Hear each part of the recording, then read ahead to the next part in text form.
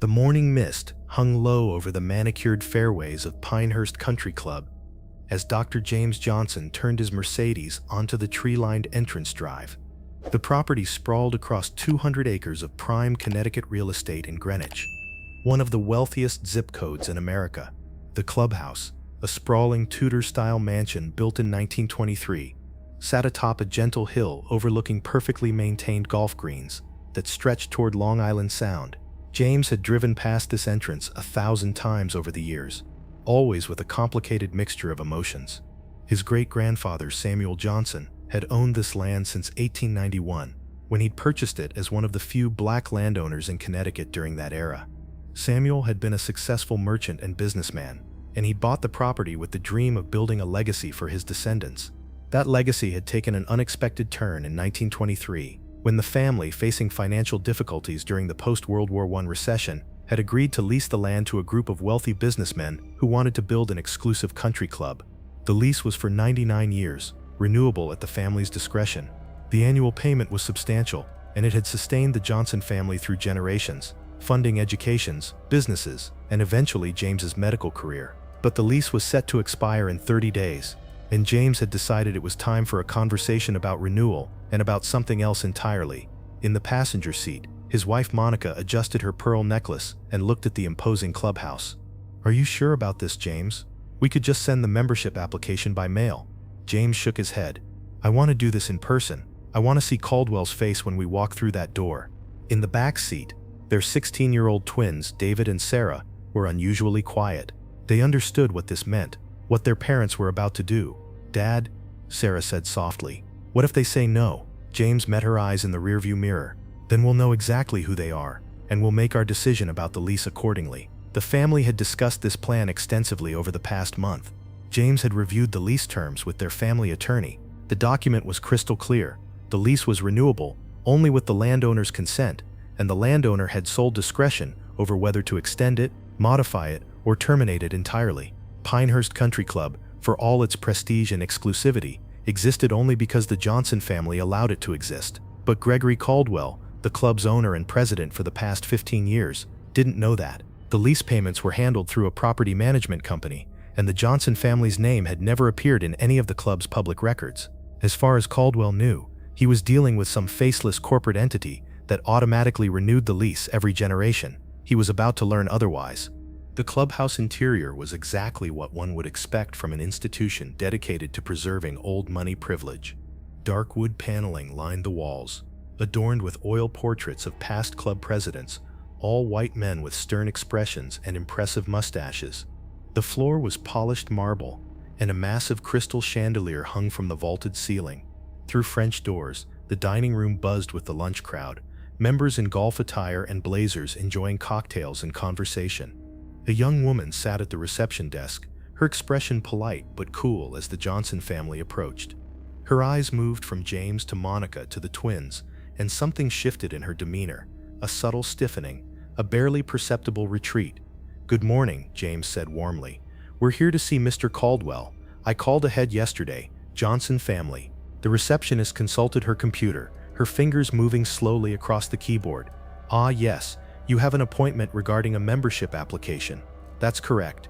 One moment, please." She picked up her phone and spoke in low tones, glancing at the family several times. After a brief conversation, she hung up. "Mr. Caldwell will see you shortly. Please have a seat." The family settled into the leather chairs near the window. James observed everything, the way other members glanced at them as they passed, the whispered conversations, the curious stares. He'd expected this. Places like Pinehurst didn't often see black families in their lobby unless they were staff. After 15 minutes, a man emerged from the hallway. Gregory Caldwell was in his late 50s, dressed in a cream linen blazer with the Pinehurst crest embroidered on the pocket, khaki slacks, and a silk ascot. His silver hair was styled with precision, and his face carried the kind of casual arrogance that came from never having been told no. "Mr. Johnson?" Caldwell's voice was clipped, each syllable enunciated with the precision of someone who'd attended the finest prep schools. James stood and extended his hand. "Yes, this is my wife Monica, and our children David and Sarah." Caldwell's handshake was brief, perfunctory. He didn't acknowledge Monica or the twins. "Please, follow me to my office." They walked down a corridor lined with photographs of club tournaments, golf legends, and society events. Every face in every photograph was white. James noticed Sarah taking it all in, her expression thoughtful. Caldwell's office was a shrine to country club privilege. The walls were covered with mounted fish, antique golf clubs, and more portraits of distinguished-looking men. Behind his massive mahogany desk was a floor-to-ceiling window, offering a sweeping view of the 18th hole. Caldwell settled into his leather chair and gestured vaguely at the seats across from him. The family sat, the twins flanking their parents. So, Caldwell began, pulling a folder from his desk drawer. "You're interested in membership at Pinehurst?" "We are," James replied. "We've lived in Greenwich for 12 years. I'm a cardiothoracic surgeon at Greenwich Hospital. Monica is a partner at Harrison & Associates law firm. Our children attend Greenwich Academy. We believe we'd be excellent additions to your community." Caldwell opened the folder, which contained the application James had submitted weeks ago. He made a show of reviewing it, his expression neutral, but his body language communicating disinterest. "Your credentials are certainly impressive," Caldwell said slowly, as if each word cost him something. "However, membership at Pinehurst is about more than credentials. We have a very specific culture here, a tradition, a way of doing things that has been maintained for nearly a century." Monica leaned forward slightly. "And what way is that, Mr. Caldwell?" Caldwell's eyes flicked to her, then away. "We value compatibility, shared backgrounds, common interests. Pinehurst members have known each other for generations. Their families have histories that intertwine. It creates a sense of continuity." James felt his jaw tighten, but he kept his voice level. "Continuity. That's an interesting word. Are you saying our family wouldn't fit into that continuity?" Caldwell set down the application. "I'm saying that Pinehurst has very high standards. We're extremely selective, and frankly, I'm not sure your family would be comfortable here." The words hung in the air, coded but clear. Monica's hand found James's, squeezing tightly. David and Sarah sat very still, their faces carefully neutral. "Not comfortable," James repeated. "Because." Caldwell's smile was thin and cold. "Because our membership is, well, it's quite homogeneous. You'd be something of an outlier, and in my experience, outliers tend to feel isolated. I'm simply trying to save you from an uncomfortable situation." James let the silence stretch. He wanted Caldwell to keep talking, to dig himself deeper. Caldwell continued, his confidence growing as he interpreted James's silence as acceptance. "Furthermore, the initiation fee is quite substantial, $150,000, plus annual dues of $40,000. That's a significant financial commitment, and I'd hate for your family to stretch yourselves thin for a membership that might not ultimately provide the value you're seeking." Monica's voice was ice. "You're questioning whether we can afford it?" Caldwell raised his hands in mock defense. "I'm simply being practical. As I said, the fees are substantial." James reached into his leather portfolio and pulled out a document. He placed it on Caldwell's desk, turning it so the man could read it. "What's this?" Caldwell asked, his tone dismissive. "That," James said quietly, "is a bank statement showing our current liquid assets. As you can see, the membership fee would represent less than 1% of our net worth. Money is not an issue, Mr. Caldwell." Caldwell barely glanced at the document. "Be that as it may, there are other considerations. Pinehurst has a waiting list. It can take years to be approved, even for the most qualified applicants." "How long is the waiting list currently?" Monica asked. Caldwell shifted in his chair. "Several families are waiting for openings." "How many?" "That's confidential." Monica's smile was sharp. "I'm a lawyer, Mr. Caldwell. I know how to file a discrimination complaint. Shall we go through the proper channels?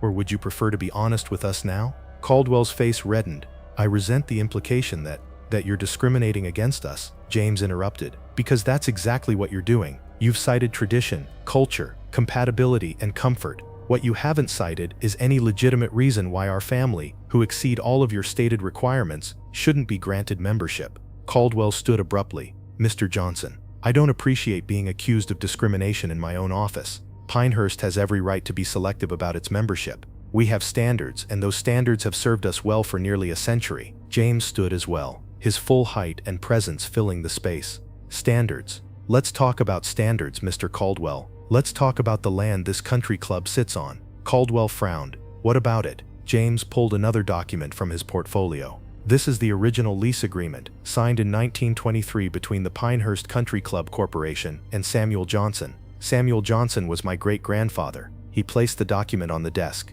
Caldwell stared at it, his expression confused. "I don't understand what." "My family owns this land," James said, his voice calm but carrying an edge of steel. "All 200 acres. The clubhouse, the golf course, the parking lot, every inch of it sits on property that has been in my family for over 130 years. The color drained from Caldwell's face. He picked up the document, his hands trembling slightly as he read. James continued, "The lease is for 99 years, renewable at the discretion of the landowner. That lease expires in 30 days, Mr. Caldwell, and as the current head of the Johnson family, I am the one who decides whether it gets renewed." Caldwell's mouth opened and closed. No words came out. Monica added, her voice soft but lethal, "So when you talk about tradition and culture and compatibility, I want you to understand something. This club exists because my husband's family allowed it to exist. Every round of golf played here, every tournament, every society event, it all happened on Johnson family land." Sarah spoke up, her young voice carrying surprising authority. "And you just told us we wouldn't be comfortable here, on our own land." Caldwell sank back into his chair, his earlier arrogance completely evaporated.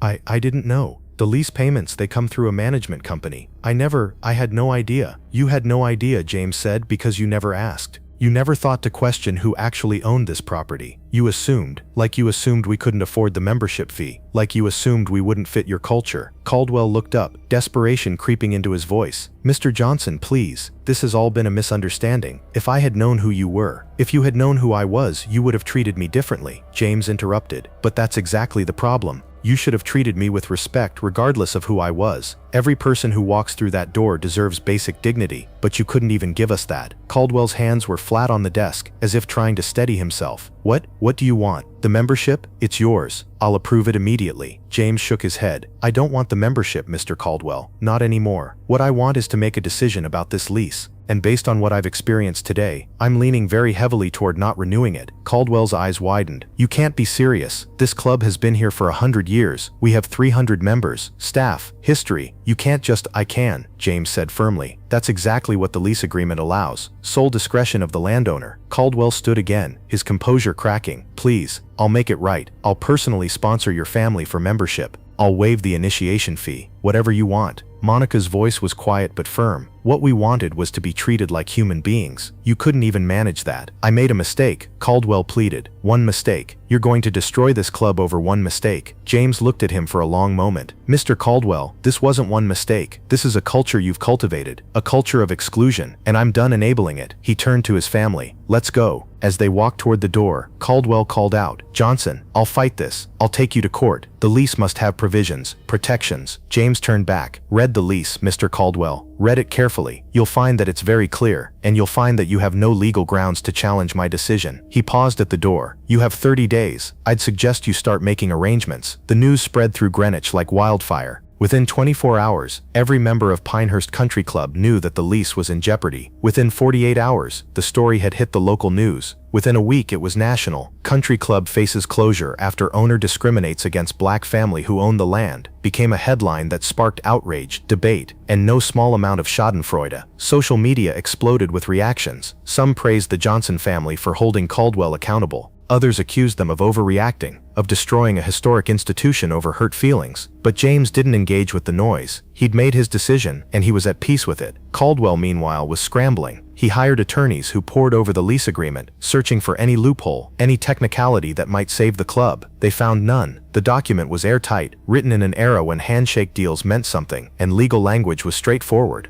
The club's board of directors held an emergency meeting. Several members demanded Caldwell's resignation. Others wanted to negotiate with the Johnson family. A few, the old guard who'd been members since birth, grumbled about uppity outsiders and suggested the club should relocate entirely. 2 weeks before the lease expiration, Caldwell requested another meeting with James. This time he came to the Johnson family home, a beautiful colonial in Greenwich's backcountry, hat in hand both literally and figuratively. James received him in the study, a warm room lined with books and family photographs. He did not offer Caldwell a seat. "Mr. Johnson," Caldwell began, his voice hoarse, "I've come to apologize, sincerely. What I did, what I said, it was wrong. It was discriminatory. And I've had a lot of time to think about how I've run that club, the culture I've allowed to persist." James leaned against his desk, arms crossed. "Go on. I'm stepping down as club president," Caldwell continued. "The board has accepted my resignation. We're bringing in new leadership. We're implementing anti-discrimination policies. We're actively recruiting diverse members. We're trying to change." "That's good," James said. "That's what you should have been doing all along." Caldwell nodded miserably. I know, and I know I have no right to ask this, but I'm asking anyway. Please reconsider the lease. Not for me, for the members who had nothing to do with my actions, for the staff who'll lose their jobs, for the history of that place. James was quiet for a long moment. Mr. Caldwell, do you know what my great-grandfather Samuel planned to do with this land? He wanted to build a community, a place where black families could gather, socialize, build connections. He had dreams of a club, not unlike Pinehurst, but open to everyone. Caldwell listened, his face drawn, but the economic realities of the 1920s made that impossible. So he leased the land, with the hope that someday his descendants might reclaim it and fulfill his vision. That someday is now. Caldwell's shoulders sagged. So you're not renewing the lease? I didn't say that, James replied. I said I'm fulfilling his vision, but I'm going to do it differently than he imagined. He walked to his desk and pulled out a document. This is a new lease agreement, 25 years, renewable. The rent is triple the current rate, with annual increases tied to inflation. Caldwell's eyes widened. Triple. The money will fund a scholarship program for underprivileged youth in Greenwich and surrounding communities. It will support local organizations working on racial equity. It will help fulfill my great-grandfather's dream of building community, just in a different form. He handed Caldwell another document. These are the new terms of membership. Pinehurst will actively recruit diverse members, no family legacy preferences, no discrimination based on race, religion, gender, or sexual orientation. An independent board will oversee compliance. Any violation results in immediate lease termination. Caldwell read through the documents, his expression a mixture of relief and resignation. These terms are, they're very strict, they're fair,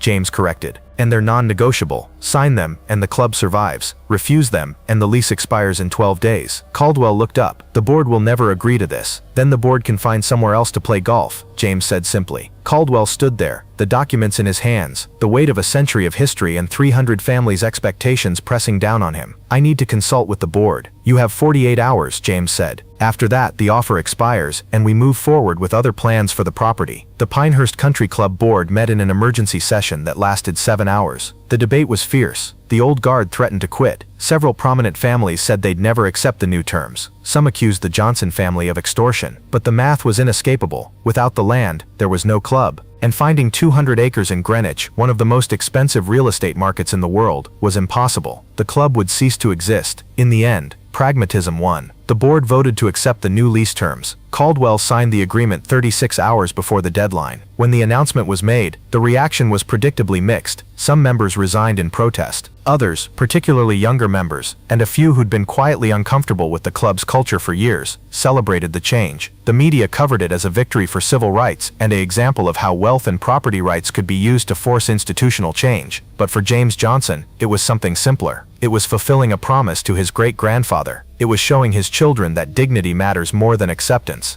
It was proving that sometimes, the best response to discrimination isn't to fight for entry into an exclusive space, but to remind those in power that their space only exists because you allow it. 5 years later, Pinehurst Country Club looked very different. The membership was genuinely diverse. The photographs lining the hallways now included faces of different colors, genders, and backgrounds. The culture had shifted from exclusivity based on heritage to excellence based on merit and character. The scholarship fund established with the increased lease payments had sent 47 students to college. The community programs it supported had expanded to include mentorship, job training, and youth sports leagues. And the Johnson family never did join the club. They'd made their point, and they had no interest in spending time in a place that had once tried to exclude them. Instead, James and Monica focused on their careers and their children. David and Sarah, now in college, had grown up with a clear understanding of dignity, power, and the responsibility that came with both. One autumn afternoon, James stood on the hill overlooking Pinehurst, watching golfers make their way around the 18th hole. He thought about Samuel Johnson, about the dreams he'd had for this land, about the compromises he'd been forced to make. "We did it, Great-Grandpa," James said quietly to the wind.